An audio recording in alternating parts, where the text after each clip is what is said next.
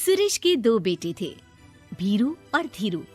वो अपनी आखिरी वक्त में अपने बिस्तर पर था और उसके दोनों बेटे उसके पास आंखों में आंसू लिए बैठे थे। पिताजी, आप चिंता मत कीजिए, मैं और धीरू है ना, हम आपको कुछ नहीं होने देंगे। हाँ पिताजी, आप बस आराम कीजिए, डॉक्टर अभी आता ही होगा। मेरे बच्चों, मेरा अंतिम समय आ गया है। तुम दोनों मेरी बात ध्यान से सुनो। मैंने वकील से कहकर अपनी जायदाद तुम दोनों में आधी आधी बांट दी है। मेरे जाने के बाद तुम दोनों मिलकर रहना, एक दूसरे के सुख दुख में साथ देना। तुम्हारी माँ की भी यही इच्छा थी। जी पिताजी, आप जैसा कहेंगे हम वैसा ही करेंगे। जी पिताजी, आप जैसा कहेंगे हम वैसा ही करेंगे। और सुरेश उन्हें छोड़कर चला जाता है। अरे धीरू भाई, मैं तुझसे कहना चाहता था कि मुझे व्यापार बढ़ाने के लिए कुछ रुपयों की जरूरत है। अब पिताजी के जाने के बाद हम दोनों ही एक दूसरे का सहारा है। पिता के जाने के कुछ दिनों के बाद दोनों भाइयों की जिंदगी धीरे धीरे सामान्य हो जाती है। दोनों भाई अब अपना अपना व्यापार संभाल लेते हैं। दोनों एक ही घर में तो रहते हैं, लेकिन अब उनके रिश्ते में पहले जैसी बात नहीं रहती। भीरू शुरू से ही लालची था, इसलिए सुरेश ने पहले ही उन दोनों में प्रॉपर्टी का हिस्सा बांटकर लड़ाई की गुंजाइश खत्म कर दी थी। लेकिन पिताजी के जाने के बाद भीरू का लालच बढ़ने लगा। हाँ हाँ भैया, आप बताइए कि मैं आपकी किस तरह से मदद कर सकता हूँ। मुझसे जो बन पड़ेगा मैं करूँगा। अच्छा तो भाई, तू ना मुझे अपनी गाय दे दे। वैसे भी तू पढ़ा लिखा मॉडर्न लड़का है, भला तू गाय का करेगा क्या? लेकिन इससे मेरी ना बहुत मदद हो जाएगी। ठीक है भैया, आखिर भाई ही तो भाई के काम आता है। आप ले लीजिए मेरी गाय और उसे बेचकर आप उन रुपयों को अपने व्यापार में लगा लेना। बस फिर क्या था, भीरू अपने लालच की वजह से आए दिन धीरू से किसी न किसी बहाने पैसे या कीमती सामान ऐंठता रहता और बेचारा सीधा सादा धीरू उसकी मदद कर दिया करता। इसी तरह 2 साल बीत जाते हैं और दोनों भाई शादी कर लेते हैं। शादी होने के साथ ही अपनी बीवी के कहने पर भीरू अपना हिस्सा अलग कर लेता है। अब दोनों भाई अलग अलग रहने लगते हैं। अरे साधना, ये देखो, मैंने आज ही एक बड़ी डील साइन की है। ये शहर का सबसे बड़ी फैक्ट्री का मालिक है। इसके साथ व्यापार करके मेरे व्यापार में दिन दुनी रात चौगुनी तरक्की होगी। लेकिन इसकी बस एक ही शर्त है, अगर इसे हर हफ्ते सामान की पेमेंट नहीं दूंगा तो मुझे इसे जुर्माने के तौर पर बहुत बड़ी रकम देनी होगी। ये तो बड़ी ही चिंता की बात लगती है जी। अरे चिंता कैसी, मैंने पहले ही हिसाब लगा लिया है। मैं इसे हर हफ्ते पेमेंट भी दूंगा और एडवांस पे ऑर्डर भी, तो फिर चिंता काहे की। पास से गुजर रहा भीरू उन दोनों की सारी बातें सुन लेता है और फिर, अरे राधा, सुनती हो? उस धीरू ने आज एक बहुत बड़ी डील साइन की है। ये सुनकर ना मुझे बहुत बुरा लग रहा है। भीरू उसे सारी बात बताता है। तो ऐसे हाथ पे हाथ रख के गुस्सा करने से क्या होने वाला है? आप तो उस डील की कमजोर कड़ी जानते ही हैं, तो मारिए हथौड़ा। अगले दिन धीरू के घर में चोरी होती है और उसमें उसके वो रुपए भी चले जाते हैं जो धीरू डील के मुताबिक क्लाइंट को देने वाला था। फिर शर्त के हिसाब से धीरू को जुर्माने की रकम देने के लिए अपना घर गिरवी रखना पड़ता है और उसका व्यापार भी बंद हो जाता है। सुनिए जी, आप दिल छोटा मत कीजिए। आप कोई ऐसा बिजनेस कीजिए जिसे आप जल्दी से जमा सके और कम पैसों से भी शुरू कर सके। आप फल सब्जियों का व्यापार शुरू कीजिए। तुम ठीक कहती हो, मैं कल से ही मंडी जाकर सब जानकारी लेकर आता हूँ। उधर भीरू और राधा धीरू की बर्बादी की खुशियां मनाने में लग जाते हैं और इधर धीरू खूब मेहनत करके फिर से अपनी आर्थिक हालात पटरी पर ले आता है। लेकिन फिर एक दिन,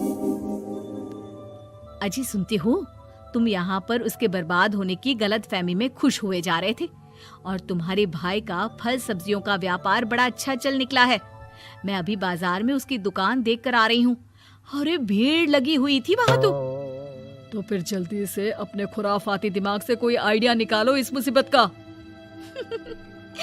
आइडिया तो बहुत अच्छा है मेरे दिमाग में। अपने भाई से कह के इसके गोदाम में चूहे डलवा दूंगी, फिर देखना नजारा। राधा की चालाकी से धीरू का ये काम भी ठप हो जाता है। अब धीरू और उसकी पत्नी के लिए उधार पर जीने के अलावा कुछ नहीं बचा था। बेचारा ईमानदार धीरू अपने भाई भाभी की चालाकी की वजह से बहुत बुरे दिन काट रहा था। मैं तो बिल्कुल बर्बाद हो गया साधना। पिताजी का दिया हुआ अच्छा खासा बिजनेस संभाल रहा था, लेकिन मेरी किस्मत ने मुझे यहाँ लाकर खड़ा कर दिया। अब तो खाने के भी लाले पड़ रहे हैं। कोई नौकरी भी इतनी आसानी से नहीं मिल रही। मुझे माफ कर दो, मेरे साथ रहकर तुम्हें भी ये दिन देखने पड़ रहे हैं। देखिए जी, आप दिल छोटा मत कीजिए। भगवान कोई ना कोई रास्ता जरूर खोल देगा हमारे लिए। और मेरे दिमाग में तो एक अच्छा आइडिया आ भी गया। मैं बचपन से ही अपनी दादी, नानी और माँ को एक खास तरह का अचार बनाती देखती आई हूँ। वो अचार जितना टेस्टी होता है उतना ही उसे बनाना मुश्किल भी, लेकिन एक बार बन जाने पर वो जल्दी खराब भी नहीं होता जी। वो अचार सिर्फ हमारे ही गांव में बनता था, जिसे खरीदने के लिए दूर दूर से लोग आते थे। मैं सोचती हूँ वही अचार बनाने का काम हम शुरू करें तो। मैं बनाया करूंगी और आप उसे मार्केट में बेच आया करना। साधना, तुम्हारी बातों से मेरे मन में उम्मीद जाग उठी है, लेकिन ये सब काम शुरू करने के लिए रुपए कहाँ से आएंगे? ए जी, मेरी ये कंगन किस दिन काम आएंगी? आप इन्हें गिरवी रखवा लो और जब पैसे आ जाए तो इन्हें छुड़वा लेना। साधना बाजार जाकर अचार बनाने का सामान लेकर आती है। फिर घर आकर सारे खिड़की दरवाजे बंद करके अचार बनाती है और धीरू उस अचार को पैक करने में साधना की मदद करता है और अगले दिन बाजार में बेच भी आता है।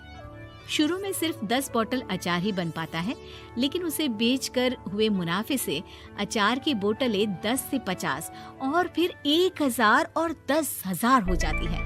अब धीरू को अपने काम में मदद के लिए कुछ लोगों को भी काम पे रखना पड़ता है, लेकिन अचार अब भी साधना ही बनाती है और अपनी रेसिपी का सीक्रेट बनाए रखती है। अब देखते ही देखते धीरू साधना ब्रांड अचार आसपास के कई शहरों में मशहूर हो जाता है और धीरू के दिन एक बार फिर बदलते हैं। धीरू के पास अब भीरू से दुगना बड़ा घर, गाड़ी, धन, अचार की कई फैक्ट्रीज और नौकर चाकर होते हैं। धीरू की इतनी तरक्की देखकर भीरू और राधा बुरी तरह से जल भुन जाते हैं, लेकिन अब उनके खिलाफ उनकी कोई चाल कामयाब नहीं होती। सुनिए जी, मैं ना कहती थी कि आप हिम्मत रखिए, एक दिन भगवान हमारे रास्ते जरूर खोल देगा। और देखिए जी, आज हम कहां से कहां आ गए। ये सब तुम्हारे फौलाद जैसे मजबूत मन की वजह से हो पाया है साधना, वरना एक समय मैं तो हिम्मत ही हार चुका था। तुमने न सिर्फ मेरा हौसला बढ़ाया, बल्कि बिजनेस में मेरा साथ भी दिया।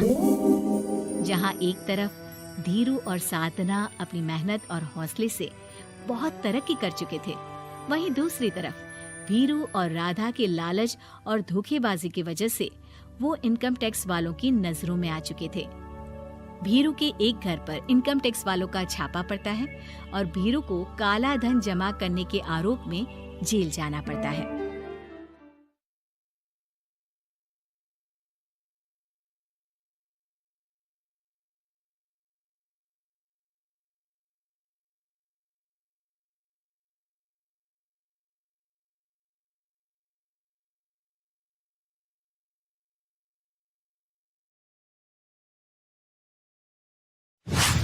अरे आग लगे, ये भी कोई जिंदगी है।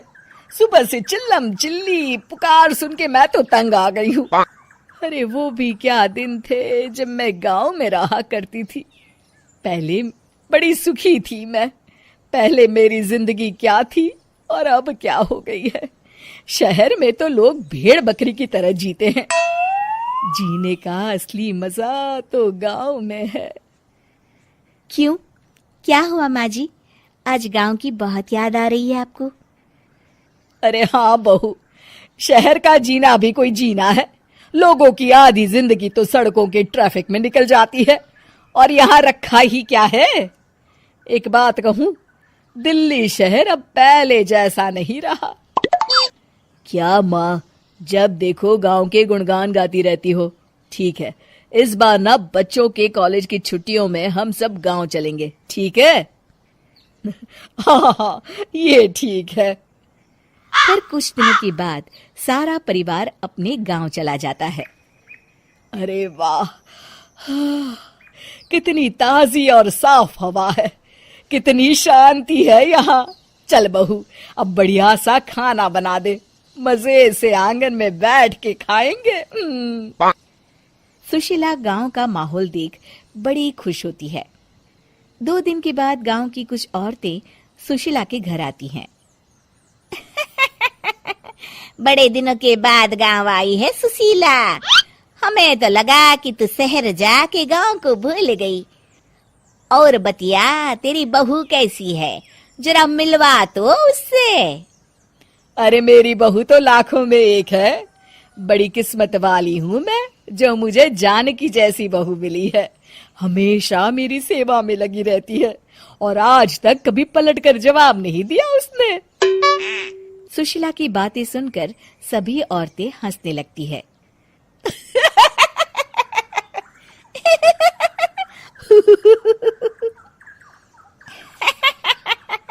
अरे कुछ भी बोले जा रही है।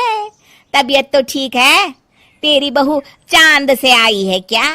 क्यों बहनों, दुनिया की कोई भी बहू अच्छी होती है क्या? सब औरतें ममता की हाँ में हाँ मिलाती हैं। अरे मैं तो कहती हूँ दुनिया की हर बहू सास का खून चूसने वाली डायन होती है, डायन। मैं तो एक बिल में 1000 सांप के साथ रह सकती हूँ, लेकिन अपनी बहू के साथ नहीं रह सकती। हाँ, तूने सही कहा। मेरी बहू तो तेरी बहू से भी 2 कदम आगे है। सब औरतों की बातें सुनकर ममता मन ही मन बड़बड़ाती है। अरे ये गांव सुधर गया, लेकिन औरतें नहीं सुधरी। अगर थोड़ी देर और इनकी बेवकूफी भरी बातें सुनूंगी तो मैं सच में पागल हो जाऊंगी। फिर सुशीला उन औरतों को घर से दफा कर देती है और राहत की सांस लेती है। अरे बहू, जरा बाम लाके मेरे सर पर तो लगा दे। उन औरतों की फालतू बातें सुनकर मेरा सर चकरा गया है। इस गांव की औरतों का तो भगवान ही मालिक है। फिर अगले दिन सुशीला की सास उससे कहती है, अरे बहू, तू यहाँ क्या आराम फरमाने आई है? आखिर ये तेरा ससुराल है। चल चल, घर के कामों में हाथ बटा। शहर में कुछ काम धाम तो करती नहीं है। जरा अपने आप को तो देख, कितने मोटी हो गई है। सारा दिन घर का काम करने के बाद शाम को सुशीला, हाय मेरी कमर, हाय मेरे पैरों ने तो जवाब दे दिया। आज तो मुझसे मक्खी भी न मारी जाएगी। अरे बहू, जरा आकर मेरे हाथ पैर तो दबा दे। जी माँ जी, अभी आती हूँ। तभी सुशीला की सास जानकी को रोकते हुए कहती है, अरे रुक जा बहू, एक दिन काम करके इसको इसकी नानी याद आ गई। हम लोग तो रोज इतना काम करते हैं, कोई जरूरत नहीं इसके हाथ पैर दबाने की। सुबह तक सब ठीक हो जाएगा।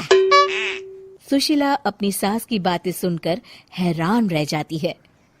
इस तरह धीरे धीरे गांव आने के बाद सुशीला की परेशानी शुरू हो जाती है। फिर एक दिन, अरे आज तो मैं कपिल शर्मा देखूंगी, क्योंकि आज संडे है। सुशीला जैसे ही टीवी ऑन करती है तभी बिजली कट जाती है। अरे सत्यानाश, इस बिजली को भी अभी जाना था। इतने दिनों से मैं टीवी सीरियल देख नहीं पाई। हमारा देश इतनी तरक्की कर रहा है, अरे पता नहीं ये गांव कब सुधरेगा। अरे अब तो 2 दिनों के लिए बिजली को भूल जा, ये तो यहाँ रोज की बात है। अब इस अंधेरे में रहने की आदत डाल ले। हाँ। हे भगवान, अब क्या होगा? ऊपर से इन मच्छरों ने जीना हराम कर रखा है। दूसरी तरफ घर के काम कर करके और बिना किसी सुविधा के सुशीला तंग आ जाती है और उसे शहरी जीवन याद आने लगता है। क्यों माँ, मजा आ रहा है ना? अरे आपने ऐसी सूरत क्यों बना रखी है? मुस्कुराइए, अब हम गांव में हैं। मोहन के साथ जानकी भी अपनी सास की खिंचाई करती है। हाँ हाँ माँ जी, आप ही तो यहाँ की बड़ी तारीफ कर रही थी। फिर अभी तो कुछ ही दिन बीते हैं, वैसे भी अब तो आप यहीं रहने वाली है ना? अरे नहीं नहीं बहू, मैं एक दिन और यहाँ रुकी तो मर जाऊंगी। मुझे शहर ले चलो। क्या दिन थे, कितनी सुखी थी मैं वहां। ठीक है माँ, हम कल ही वापस शहर चले जाएंगे। इस तरह सुशीला शहर आ जाती है और फिर कभी दोबारा गांव जाने की जिद नहीं करती।